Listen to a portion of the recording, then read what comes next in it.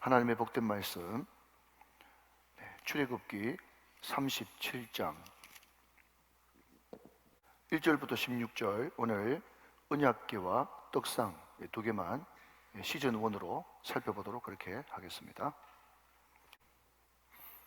이 계시의 말씀을 한 절씩 나눠서 교도하실 때 살아계신 하나님의 음성을 들을 수 있기를 원합니다. 1절, 부살레를 조각목으로 궤를 만들었으니 길이가 2규빗 반, 너비가 1규빗 반, 높이가 1규빗 반이며 순금으로 안팎을 싸고 위쪽 가장자리로 돌아가며 금태를 만들었으며 금고리 넷을 부어 만들어 네 발에 달았으니 곧 이쪽에 2고리요 저쪽에 2고리이며 조각목으로 채를 만들어 금으로 싸고 그 채를 궤 양쪽 고리에 꿰어 궤를 매게 하였으며 순금으로 속죄소를 만들었으니 길이가 2규빗 반, 너비가 1규빗 반이며 금으로 그룹 둘을 속죄소 양쪽에 쳐서 만들었으되 한 그룹은 이쪽 끝에 한 그룹은 저쪽 끝에 그 속죄소와 한 덩이를 그 양쪽에 만들었으니 그룹들이 그 날개를 높이 펴서 그 날개로 속죄소를 덮었으며 그 얼굴은 서로 대하여 속죄소를 향하였더라. 그가 또 조각목으로 상을 만들었으니 길이가 2규빗, 너비가 1규빗, 높이가 1규빗 반이며 순금으로 싸고 위쪽 가장자리로 돌아가며 금태를 둘렀으며 그 주위에 손바닥 넓이만한 턱을 만들고 그 턱 주위에 금으로 태를 만들었고 상을 위하여 금고리 넷을 부어 만들어 네 발 위 네 모퉁이에 달았으니 그 고리가 턱 곁에 있어서 상을 매는 채를 꿰게 하였으며 15절 16절 다 같이요. 또 조각목으로 상멜 채를 만들어 금으로 쌌으며 상 위에 기구 곧 대접과 숟가락과 잔과 따르는 병을 순금으로 만들었더라. 아멘. 자, 여러분, 오늘 우리가 지금 다시 언약궤로 돌아갔는데 제가 방금 다시 언약궤로 돌아갔다고 말씀드리는 이유는 여러분 37장 1절 말씀 위에 보면 언약궤를 만들다 보고 계시죠? 거기 보면 갈로 열고 제 성경에는 출애굽기 25장 10절부터 22절까지 이미 나왔다 그렇게 기록되어 있죠? 그죠? 예, 쭉 넘어가서 10절 위에 상을 만들다 떡상 이야기를 하면서 이 떡상도 출애굽기 25장 23절부터 30절까지 거기 또 써있다 나오죠? 예, 대답 좀 하시면서 17절 위에도 등잔대를 만들다 하면서 출애굽기 25장 31절부터 40절까지 그게 또 기록되어 있다 또 나오죠. 여러분 이것을 요즘 좀 유식한 말로 뭐라고 부르는가 하면 데칼코마니라고 불러요. 똑같다, 아구가 딱 맞다, 2번 반복된다 이런 뜻인데 정말 읽어보면 글자 토시도 별로 틀리지 않게 똑같이 언약궤부터 그죠? 그 다음에 떡상, 등잔대, 또 뭐가 있습니까? 분향단, 그죠? 또 바깥으로 나가면 뭐가 나오죠? 물두멍, 번제단 쭉 나와요. 왜 그럴까요? 여러분 출애굽기 25장 앞에 부분은 뭔가 하면요 조감도예요. 조감도. 너희들이 언약궤를 만들 때, 떡상을 만들 때, 등잔대를 만들 때 이렇게 만들어라 라고 하는 것을 하나님이 모세에게 성막 조감도를 쭉 알려준 거예요. 그리고 37장부터 시작해가지고 쭉 뒤에 나오는 것은 뭔가 하면 실제로 이제 부살레를 통해서 좀 뒤에 살펴보겠습니다만은 부살레를 통해서 이제 현실이 되어지는 거예요. 그러니까 출애굽기 앞부분은 재밌었는데 그 시내산 언약 19장 뒤로 넘어가면 그 다음부터 경상도 말로 고마 재미가 없어가지고 25장 겨우 읽었는데 37장부터 똑같은 게 또 나오거든. 그러니까 유식한 말로 스킵 해가지고 그냥 넘어가 버리고 다 읽었대 하면서 넘어가는 거예요. 그러면 여러분 뭐와 똑같은가 하면요 이런 거와 똑같습니다. 그냥 이 이해가 적절한지 모르겠는데 우리가 여러분 돈을 많이 벌어가지고 하나님의 축복으로 이제 설계도면 만들어가지고 집 짓잖아요. 그죠? 설계도면 봤어요. 야, 내가 이제 가꾸에 노릴 것 때 이렇게 아름다운 집을 내가 짓는구나 하면서 설계도면 다 봤어요. 근데 그것을 건축사한테 넘겨줘가지고 이제 집이 다 완성됐는데 그 실제로 완성된 집은 안 보고 내 설계도 다 봐심돼 되심돼 하면서 그 집을 실제로 안 본다 그러면 얼마나 재미가 없어요. 허허 이래도 못 알아듣는다. 무슨 말인지 알겠죠? 그죠? 여러분 그냥 집은 어느 정도 예상이 되니까 뭐 되게 바쁜 사람이나 아니면 뭐 출장을 자주 가는 사람은 아이고 조감도로 뭐 설교 도면으로 다 봤으니까 이런 집 나왔겠지, 뭐 의련히 거실 있고 안방 있고 뭐 있겠지, 베란다 있고 있겠지 하면서 안 볼 수도 있어요. 자, 그런데 여러분, 부부가 결혼했어요. 임신했어요. 임신을 했단 말이에요. 그런데 애가 낳는데 애를 안 본다? 그게 말이 됩니까? 안 되죠, 그죠? 예, 그러니까 우리가 출애굽기 25장부터 성막 조감도를 봤다고 할지라도 그것이 37장부터 40장까지 어떻게 현실화되어지는지, 그리고 마지막으로 영광으로 감사로 끝나는 것까지 이것을 다 봐야만 완벽한 출애굽기의 종지부 마침표를 찍게 되는 것입니다. 그럼 그렇기 때문에 조감도와 현실, 그리고 그림과 실체, 이것을 알려드리기 위해서, 알려주기 위해서 똑같은 성막 조감도, 거의 글자 토시도 안 틀리는 이것을 출애굽기 25장 이하부터 출애굽기 37장 이하부터 두 개가 같이 평행 이론처럼 기록되어 있다. 이해되시면 아멘. 자, 그래서 여러분, 설교는 논리가 필요하고 숫자는 논리인데, 그래서 오늘은 짧은 시간에 많은 양을 좀 소화해야 되니까 첫 번째 주제를 이렇게 정리합시다. 왜 똑같은 게 두 번 반복되었는가? 이렇게 질문을 한번 던지면서 첫 번째 대지를 그렇게 넘어가도록 해보죠. 자, 그러면 첫 번째는 여러분, 우리가 언약궤인데 그 언약궤 안에 들어있는 물건이 있죠. 여러분, 언약궤 안에 들어가 있는 물건, 그게 뭡니까? 우리 초등학교 때 또 주일학교 때 자주 성경 퀴즈 성경 퀴즈 문제로 나왔죠? 뭐가 들어가 있습니까? 그 안에 보면 만나를 넣은 항아리, 두 번째는 아론의 쌍난 지팡이, 세 번째는요 모세의 두 돌판. 우리가 출애굽기 쫙 살펴보니까 그 모세의 두 돌판이 첫 번째 돌판이요, 두 번째 돌판이요? 두 번째 돌판입니다. 첫 번째는요 깨끗잖아. 두 번째는 모세가 돌을 다듬고 하나님께 직접 써주신 그 두 돌판이 그 언약궤 안에 있다라고 이야기하면 이것도 맞아요. 자, 우리 영상실에서 이제 성경 좀 띄워주시면 좋겠습니다. 신약의 구약이라고 부르는 히브리서 9장 4절 말씀에 이 세 가지 물건이 언약궤 안에 들어가 있다고 그렇게 증명해주고 있어요. 히브리서 9장 4절 말씀을 같이 한번 보겠습니다. 자, 보십시오. 자, 같이 한번 읽어봐요. 시작. 금향로와 사면을 금으로 싼 언약궤가 있고 그 안에 만나를 담은 금 항아리와 아론의 쌍난 지팡이와 언약의 돌판들이 있었다. 그렇게 명확하게 정답이 정답. 잘 맞춰주셨어요. 자, 그런데 여러분, 성경 말씀에 저 말씀만 있는 게 아니에요. 그러니까 이 문제의 답은 두 개예요. 아시겠죠? 자, 그럼 몇 절을 보시는가 하면 구약 성경 역대하, 이제 성막 시대가 끝나고 성전 시대가 돼가지고 그때 언약궤 안에 이것이 들어있다고 이야기하고 있어요. 역대하 5장 10절 말씀을 같이 한번 보겠습니다. 역대하 5장 10절 말씀. 자, 같이 한번 읽어보세요. 시작. 궤 안에는 두 돌판 외에 아무것도 없으니. 자, 여기까지요.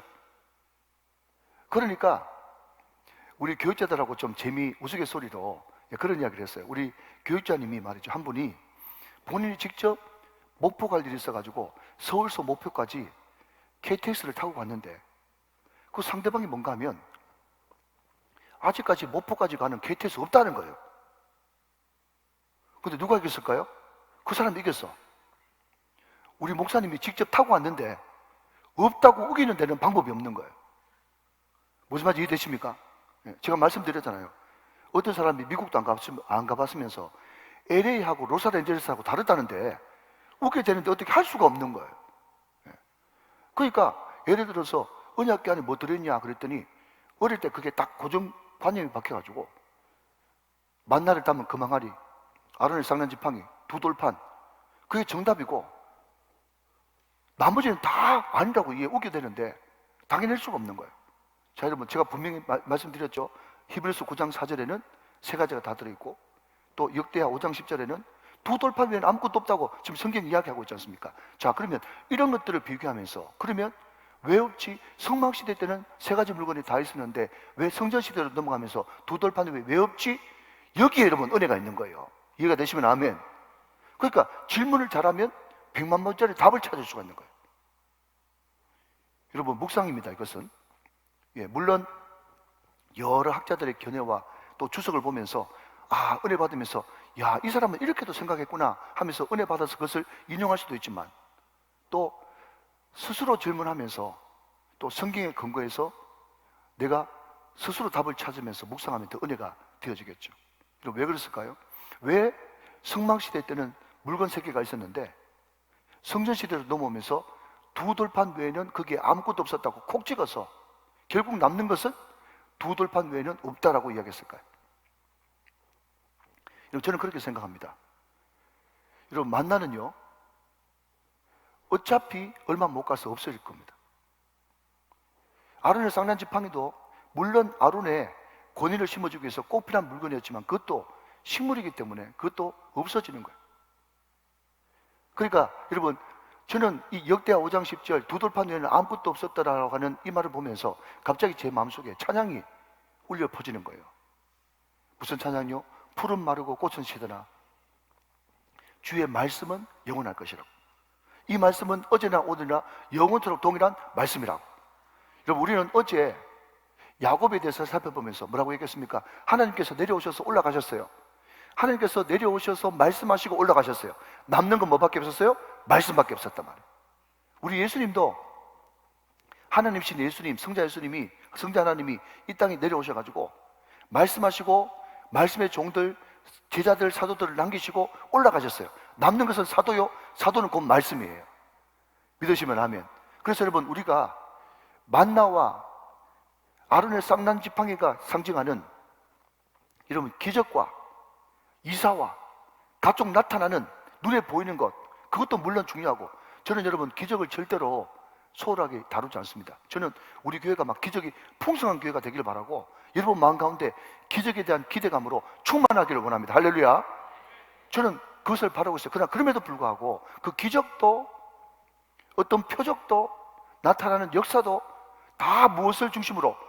말씀에 근거한 기적, 말씀에 근거한 응답, 말씀에 근거한 하나님의 역사여야 되지 말씀과 전혀 분리된 기적을 위한 기적, 여러분 병고침을 위한 병고침은 성경에서 전혀 인정하고 있지 않단 말이죠. 사랑하는 여러분, 풀은 마르고 꽃은 시들지만은 주의 말씀만 영원하다는 사실을 여러분 이 언약궤를 통해서 믿으시기를 바랍니다. 이게 너무나 중요한 두 번째, 그 안에 들어있는 것, 히브리서 9장 4절은 3개, 역대하 5장 10절은 1개. 왜 그럴까? 그것이 두 번째 대지의 주제입니다. 자, 여러분 세 번째는 이것입니다. 자, 여러분 1절 말씀 한번 보시죠. 1절 말씀 굉장히 중요한 말씀인데요. 부살렐이 밑줄 그어 보시고요. 부살렐이 조각목으로 궤를 만들었으니 길이가 2규빗 반, 너비가 1규빗 반, 높이가 1규빗 반이다 그랬어요. 자, 여러분 이 부살렐이라고 하는 이 말이 굉장히 중요한 겁니다. 어제 제가 말씀드릴 때 매장 1절에 사람이 나오면 좀 불안하다라는 것이 굉장히 보편적이지만 안 그런 경우도 있을 수 있죠. 뭐 100% 그런 건 아니에요. 제가 말씀드리는 것은요, 자, 여러분 출애굽기 25장부터 그 이하의 말씀은 하나님이 모세에게 직접 계시로 성막 조감도를 주신 거예요. 성막, 특별히 언약궤는 하나님의 임재의 상징입니다. 자, 듣고 계시죠? 그죠? 자, 그러면 하나님이 임재하시는 하나님의 집, 그것도 하나님의 임재를 상징하는 언약궤, 그러면 그 거룩한 것을 우리로 생각하자면 사람한테 맡기지 말고 하나님이 직접 옛다 하면서 만들어 주시면 더 안 좋겠습니까? 첫 번째 돌판을 하나님께서 직접 만들어 주신 것처럼 말이죠. 자, 논리를 따르고 있습니까? 그렇죠. 출애굽기 25장에 나오는 첫 번째 조감도는요, 전적으로 하나님의 계시입니다. 하나님이 이렇게 만들어라, 언약궤 이렇게 만들어라, 등잔대 이렇게 만들어라, 떡상 이렇게 만들어라. 그런데 여러분, 하나님의 그 조감도를 가지고 이제 37장부터 이제 그것을 현실화시키는데 그 현실화시키는 데는 누가 쓰임 받았어요? 사람이 쓰임 받았단 말이에요. 이게 여러분 너무나 중요한 거예요. 여러분 하나님은 말씀하시고, 말씀하시는 것을 좀 어려운 말로 언약, 약속이라 그래요. 하나님은 우리들에게 말씀하시며 약속하시고, 그런데 그 약속은 하나님이 직접 이루시는 것도 물론 있겠지만 거의 99.9% 하나님께서는 그 언약을 누구를 통해서 이루기를 원하신다? 사람을 통해서 이루기를 원하신다. 부살레를 통해서 이루기를 원하신다. 부살레이 누굽니까? 새벽이니까 정신을 못 차리시네. 부살레이 누구예요? 나예요, 나. 나를 통해서 이루기를 원하시는 거예요. 여러분, 많은 교회에서 여러분, 새벽부터 부정적이게 죄송합니다. 많은 교회에서 여러분, 우리 교회가 뜨거운 기도의 교회가 되게 해주세요 라고 여러분 기도합니다. 그러면요, 하나님은요, 정말 그 사람이 은혜를 제대로 받은 사람이라면, 하나님, 우리 교회가 이런 교회가 됐으면 좋겠습니다. 우리 교회가 사랑이 넘치는 교회, 아멘. 기도가 뜨거운 교회, 성김이 충만한 교회, 그것을 여러분 정말 우리 교회 모습의 그림을 그리면서 기도하신다면 하나님께서는요 이렇게 얘기하실 거예요. 네가 먼저 사랑의 사람이 되라. 네가 먼저 기도의 사람이 되라. 네가 먼저 성김의 사람이 되라. 그래서 기도를 많이 하는 사람, 또 사랑이 충만한 사람도 그 사람도 영적인 사람이지만 기도의 최고봉이 뭐냐? 기도의 최고봉이 뭐냐? 그것은요, 내가 기도의 응답자가 되는 거예요.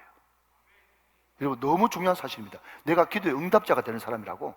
무조건 시간만 많이 때우는 사람이 아니고, 내가 여러분 기도의 응답자가 되게 하여 주옵소서. 내가 언약의 성취자가 될 수 있도록 은혜를 베풀어 주옵소서. 하나님은 항상 성경을 보면 사람을 통해서 역사하시거든. 사실 여러분, 우리가 이랬으면 좋겠다, 저랬으면 좋겠다, 그것은 하나님께서 여러분에게 주신 마음의 소원이에요.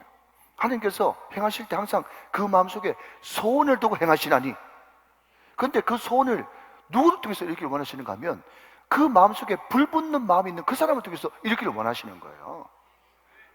사랑하시는 여러분, 교회의 필요를 채우고 성사의 필요를 채우고 그의 나라와 그의 의를 구하는 필요를 채우는 그런 사람이 많이 일어나기를 원하신다면 먼저 여러분부터 하나님 앞에 드려보십시오.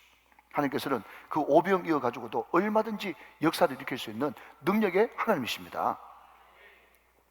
여러분, 은혜가 별로 없는 교회에서는요 이런 이야기가 가끔씩 들린대요. 아이고, 우리 목사님 내 인사도 안 받아주고, 우리 목사님은 말씀을 잘 전하시는데 우리 교회 말고 우리 목사님은 말씀을 잘 전하시는데 좀 더 사랑이 넘쳤으면, 그냥 좀 따뜻하고 사랑이 넘치는 목사님 됐으면, 이런 이야기 하는 데가 있다고 그래요. 그래서 제가 어제 그런 이야기 했어요. 정말 목사님이 사랑이 넘치는 목사님이 되기를 원하십니까? 그렇다면 네가 먼저 사랑해 보세요. 내가 사랑 안 하나? 여러분, 저는요 저부터 시작해가지고 많은 목사님들이, 성도들이 목사님 사랑하는데 목사님이 성도 안 사랑하는 목사님은, 정상적인 목사님 치고 그런 사람 한 명도 못 봤어. 자꾸 우리 목사님 사랑 없다고 생각하지 말고 여러분이 목사를 먼저 생각해 보세요. 여러분 쉽잖아. 여러분 개인이니까 나는 1000명 넘게 사랑해야 되는데, 제 이야기가 아니고 그냥 들은 이야기예요. 그러니까 자꾸 누군가가 나에게 뭘 해주기 전에 내가 응답의 주인공, 언약의 성취자가 되는 것이 너무너무 중요하단 말이죠. 사랑하는 여러분, 자꾸 이론만 쌓지 말고 실전의 사람이 되시기를 주님의 이름으로 축원합니다. 여러분, 이 부살렐이라고 하는 이 단어가 말이죠, 얼마나 은혜가 되는지. 하나님께서 그냥 계시는 모세에게 일방적으로 주셨는데 그 계시의 응답은 사람을 통해서 이루시는구나. 이게 얼마나 중요한 포인트인지 몰라요. 부살렐을 통해서 말이죠.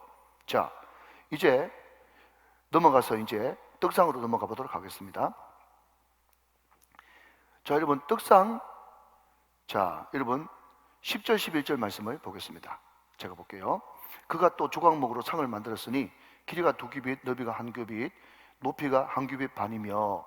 자, 여러분 잠깐 저를 보실까요? 11절을 잠깐 놔두고, 이게 정말 이게 성막을 할 때에 제일 귀찮고 우리로 하여금 흥미를 떨어뜨리고 잠오게 만드는 것이, 자꾸 규빗 단위가 달라가지고 그렇게 힘이 들어요. 그러니까 원래는 잘 알다시피 한 규빗이 이 팔꿈치부터 손끝까지가 이제 한 규빗인데 보통 한 43cm 내지는 45cm라고 그래요. 그렇지만 또 여기서부터 여기까지도 더 긴 사람이 있지 않겠어요? 그러니까 통상적으로 제일 계산하기 좋게 한 규빗은 50cm다 이렇게 보면 됩니다. 그러니까 두 규빗은 얼마예요? 1m예요. 그러니까 두 규빗 그러면 반 해가지고 메타 붙여버리면 맞아요. 그렇게 생각하시면 훨씬 이해하기가 좋을 겁니다. 그러니까 떡상이 여러분 크지 않습니다. 여기 보니까 길이가 얼마예요? 두 규빗이니까 1m예요. 길이가 1m. 그리고 너비가 한 규빗이면 50cm예요. 그러니까 좀 큰 상 그냥 싹 들 수 있는. 그런데 중요한 것은 제가 말씀드리고 싶은 것은요, 그 떡상이 조각목에다가 금으로 도금이 되어 있다 하는 것입니다.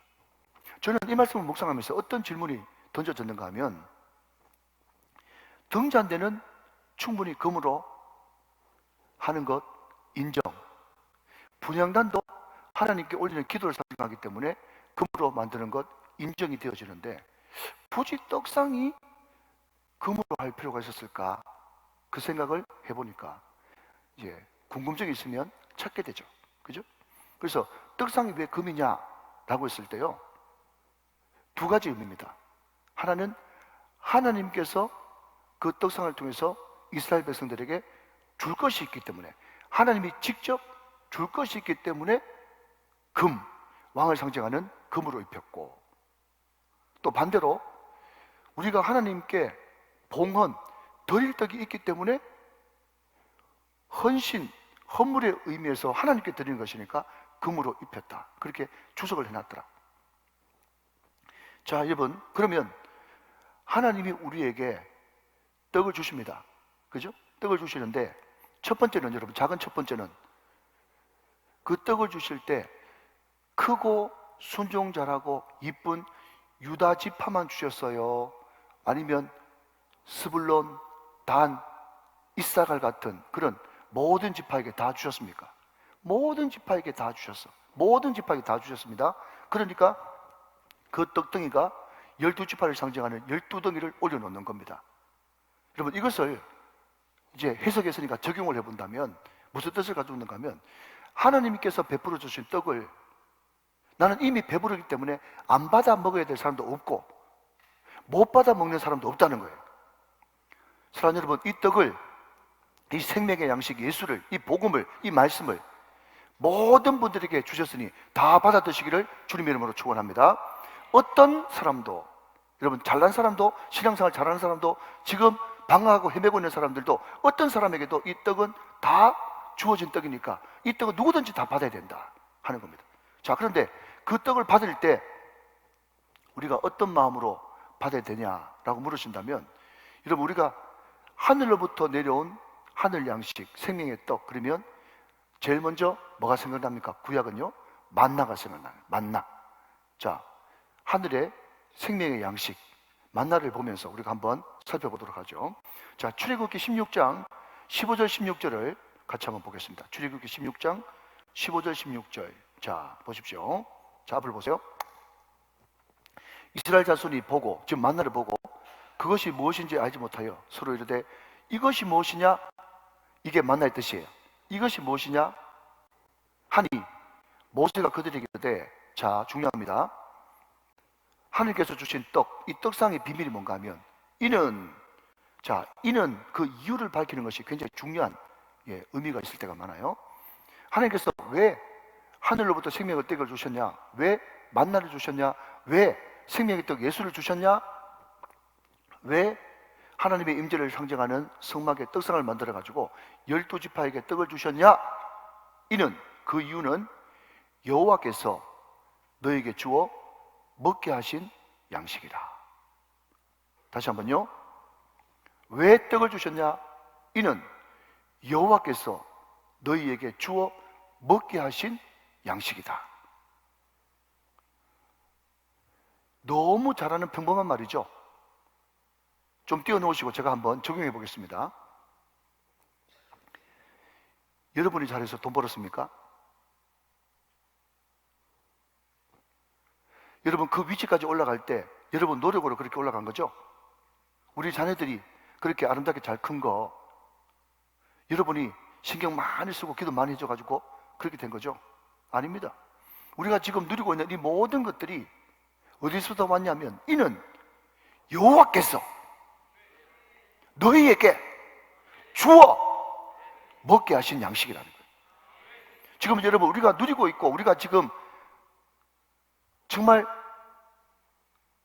받아 누리고 있는 이 모든 것들이 다 내게서부터 온 것이 아니고 여호와께서 너에게 주어 먹게 하신 양식을 내가 먹고 있다.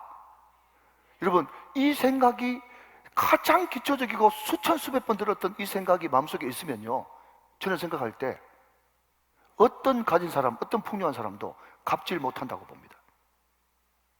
갑질을 왜 합니까? 나는 이만큼 노력했기 때문에 가졌어. 너는 노력 안 했기 때문에 못 가졌지. 그렇기 때문에 내가 너한테 월급 주잖아. 월급 주는 사람이 주인이야. 나는 당연히 너를 부릴 권리가 있어. 그게 갑질이거든. 근데 여러분 아무리 직원들한테 잘해줘도 이 모든 것들이 여호와께서 나에게 주어 먹게 하신 양식이라고 하는 그런 정체성을 가지고 있으면요, 절대로 교만하게 함부로 행동 못합니다. 사랑하는 여러분, 우리 예수 믿는 사람이 정말 갑질하면 꼴불견이에요. 항상 겸손하게 내가 나 된 것은 다 하나님의 은혜로 된 것이고 내가 지금 누리고 있는 이 풍요가 내가 누려왔던 이 모든 것들이 다 하나님께서 내게 주어 먹게 하신 양식이라는 사실을 꼭 명심하게 되시기를 주님의 이름으로 축원합니다. 그것이 만나를 받는 성도들의 자세란 말이에요. 믿으시면 아멘. 자, 여러분 그 다음 절 16절 말씀, 출애굽기 15장 16장 16절 한번 보십시다. 한 번 더 보시면 여호와께서 이같이 명령하시기를 너희 각 사람은 먹을 만큼만 이것을 거둘지니 곧 너희 사람 수요대로 한 사람에 한 오멜씩 거두어 그 다음 각 사람이 그의 장막에 있는 자들을 위하여 거둘지니라 하셨느니라. 이게 굉장히 중요한, 여러분 물론 먹을 만큼 거둘지니 이것도 또 하면 또 한 대지 될 수 있어요. 그런데 시간 없기 때문에 빼고 제가 생각했던 두 번째 포인트는, 자 16절 하반절에 각 사람이 그의 장막에 있는 자들을 위하여, 자 가장이 여러분 지금 만나를 거두러 갑니다. 장막에 지금 누가 남아있어요? 가족들이 남아있죠? 그 사람들을 위해서 거두라는 거예요. 그리고 가족들을 위해서 그 양식을 나눠줘야 되겠죠. 근데 여러분 하늘에서부터 내리는 생명의 양식이 말씀이라고 친다면 이 말씀을 내가 의뢰받고 마는 것이 아니라 이 말씀을 가정으로 가져가 그 말씀을 같이 나누어주고 같이 풍요를 누리는 것이 여러분 만나의 의미 아니겠어요? 가정예배의 의미 아니겠어요? 그것이 진짜 가족 사랑하는 것 아니겠어요? 아멘 할 때까지, 예, 그것이 풍성함을 누리는 비결 아니겠어요? 여러분 가족에 나누어주고 그리고 우리 목장 식구들에게 나눠주고. 그러니까 여러분 소그룹은, 공동체는요 뷔페식입니다. 그냥 밥하고 김치하고만 먹으면 별로 맛이 없고 또 질리고 또 영양실조에 걸리지만은 각 목장 식구들이 하나씩 반찬을 다 가져오면 정말 큰 뷔페식이 되는 것처럼 말씀은 나눌수록 은혜가 되고 풍성해지는 거예요. 여러분 한번 생각해 보십시다. 저는 가끔씩 그런 이야기를 들어요. 목사님, 저는 목사님 말씀 들을 때 너무 은혜를 받습니다. 그런데 집에만 가면 다 까먹습니다. 그렇게 이야기하는 분이 종종 계세요. 물론 여러분 충분히 이해가 됩니다. 이제 연세가 되시면 그럴 수 있겠죠. 근데 여러분 제가 그분이 그냥 지나가면서 하시는 말씀이기 때문에 반박을 안 해서 그렇지, 여러분 담임 목사가 반박을 못해서 입 다물고 있는 게 아니에요. 다 할 말이 있어요. 또 그렇다고 해서 우리 목사님한테 이야기하면 반박할 말이 다 있구나 해서 저한테 말지 말고, 예, 제가 말씀드리고 싶은 것은 뭔가 하면 물론 그분이 여기서 은혜 받은 거 맞아요. 그것도 맞아요. 집에 가서 잊어먹는 것도 맞아요. 그럼 저는 묻고 싶어요. 뭘 먹고 싶은가 하면, 집사님, 권사님, 근데 왜 들을 때는 좋아하는데 금방 잊어버린 줄 아세요? 묻고 싶어요. 왜 잊어버릴까요? 제가 말씀드렸잖아요. 항상 모르면 앞에 거를 기억하면서 대답하라고. 왜 잊어버릴까요? 가져가가지고 가족들하고 안 나누니까 잊어버리는 거예요. 가족들 해가지고 가족들하고 그거 가지고 나눠보세요. 잊어버리니까. 여러분, 이런 원리입니다. 의사가 말이죠, 교수가 수술하는 거 어깨너머로 계속 보고 참관했다고 의사 되는 거 아닙니다. 의사가 되려 그러면 실습을 해야 돼요. 실습. 그러니까 여러분, 우리가 수술 받을 때 그 의사를 선택하는 가장 중요한 기준이 뭡니까? 이 의사가 내가 지금 겪고 있는 그 통증으로 몇 회 수술했는가, 얼마나 수술을 많이 해봤는가, 그게 그 사람 커리어죠. 거의 대답 좀 하고. 맞죠? 여러분, 선생님들도 마찬가지로 반드시 여러분 마지막에 학기 되어지면 뭘 나가요? 교생 실습 나가죠. 교생 실습. 실습을 해야 선생님이 된다니까. 마찬가지로 우리가 신앙이 점점 자라고 풍성해지려고 그러면 이것을 가지고 입을 꾹 다물고 있으면 금방 없어져 버려요.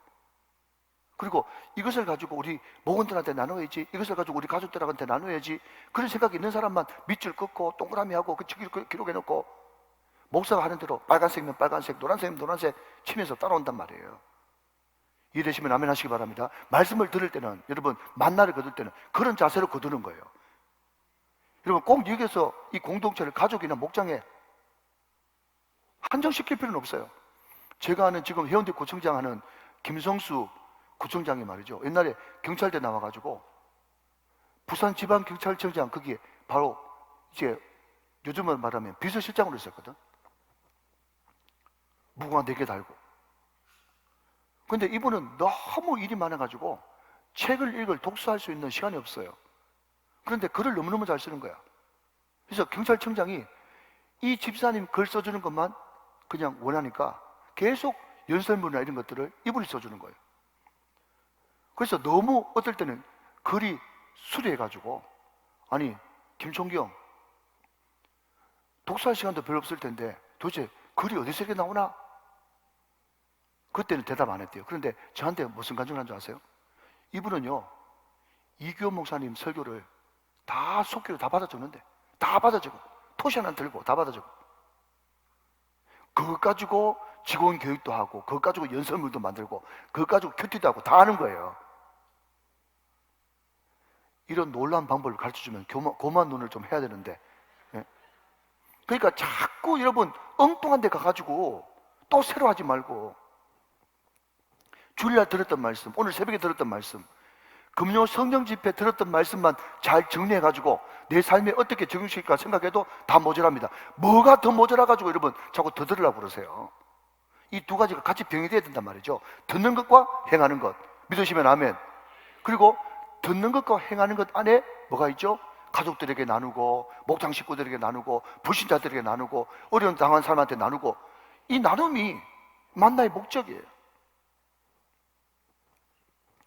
그러면 이 만나를 어떤 자세로 먹어야 되느냐 하는 겁니다. 자, 출애굽기 12장 11절 말씀을 같이 한번 보겠습니다. 자, 이 만나를 먹을 때 우리 주님은 분명히 이 만나를 먹을 때 이렇게 먹으라고 딱 집어서 이야기해 주고 있어요. 자, 보십시오.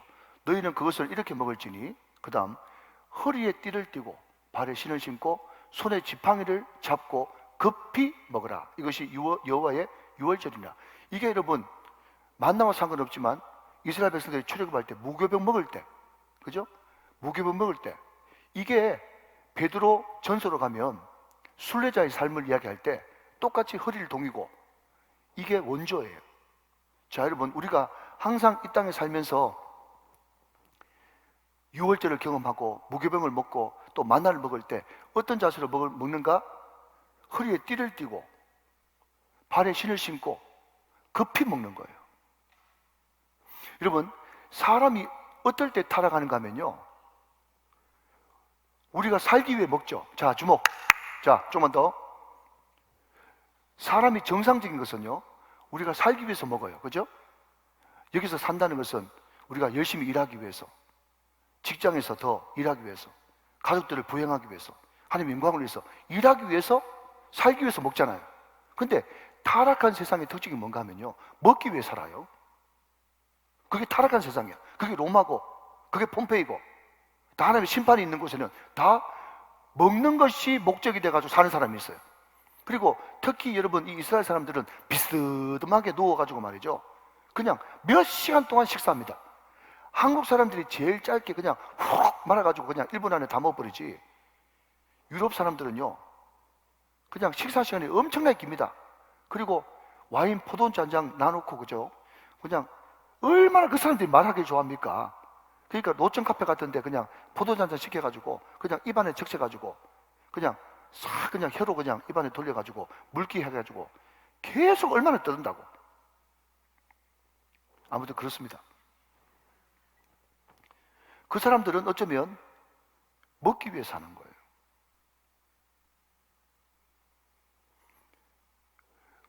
우리가 여러분 말씀을 먹는 자세가 어떤 자세가 돼야 되는가 하면 허리에 띠를 띠고 발에 신을 신고 급히 먹어요. 이것을 여러분 유식하게 영어로 좀 한다면 스탠바이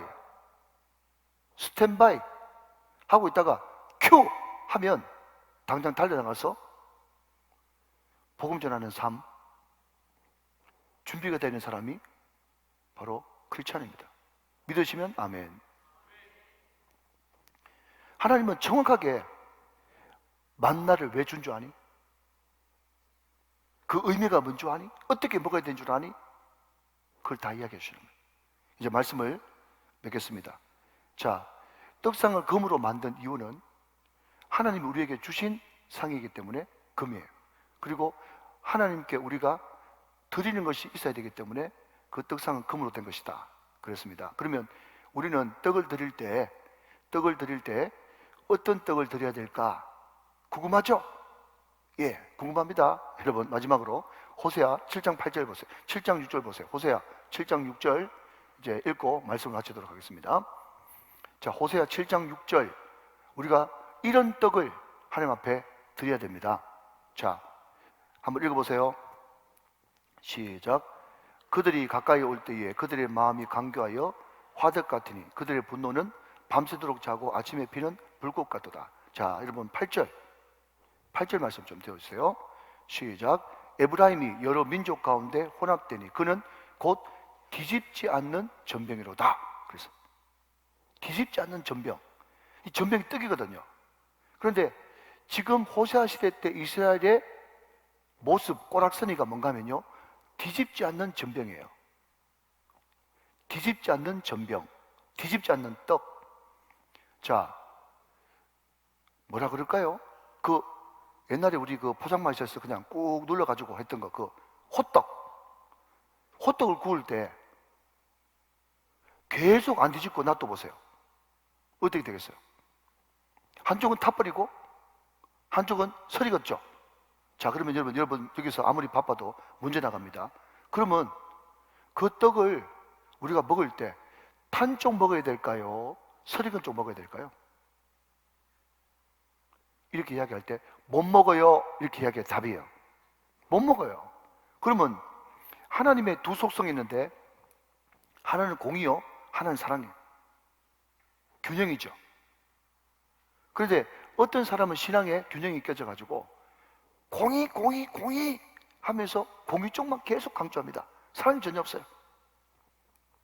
또 어떤 사람은 사랑 하면서 전혀 하나님의 법 공의는 없어요. 많은 여러분 크리스찬들이 균형이 깨져 있습니다. 말씀과 기도의 균형도 깨져 있고요, 또 교회 안의 신앙과 교회 밖의 삶이 또 균형이 깨져 있고요, 많은 사람들이 균형이 깨져 있어요. 음바란스예요. 그런 여러분 떡은 하나님이 받을 수가 없어. 오늘 이 말씀을 보면서 하나님, 내가 균형 잡힌 사람이 될 수 있도록 은혜를 베풀어 주옵소서. 말씀과 기도에 또 교회와 바깥에 사랑과 공의에 모든 것에 균형 잡힌 사람, 그 떡을 하나님 앞에 드려야만 하나님께서 그 떡을 기쁨으로 받을 수가 있는 것입니다. 오늘 이 말씀이 여러분에게 피가 되고 살이 되고 양식이 되시기를 주 예수 그리스도의 이름으로 축원합니다.